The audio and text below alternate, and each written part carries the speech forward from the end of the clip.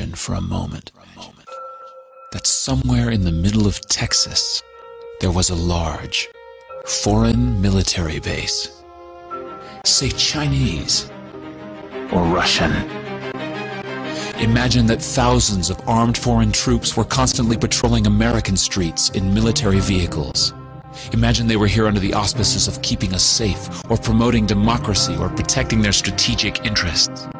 Imagine that they operated outside of U.S. law and that the Constitution did not apply to them. Imagine that every now and then they made mistakes or acted on bad information and accidentally killed or terrorized innocent Americans, including women and children, most of the time with little or no repercussions or consequences.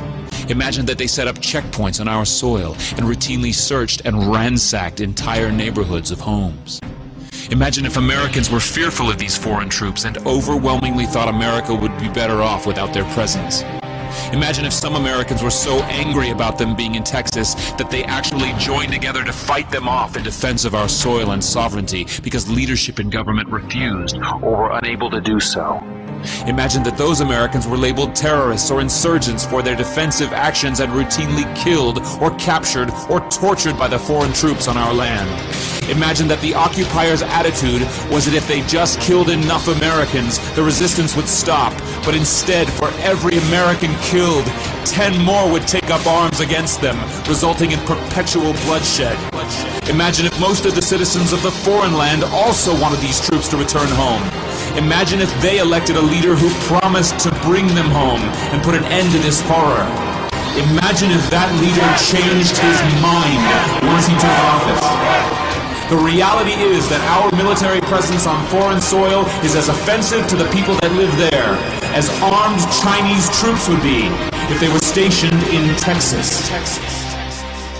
Shutting down military bases and ceasing to deal with other nations with threats and violence is not isolationism. It is the opposite. Opening ourselves up to friendship, honest trade, and diplomacy is the foreign policy of peace and prosperity.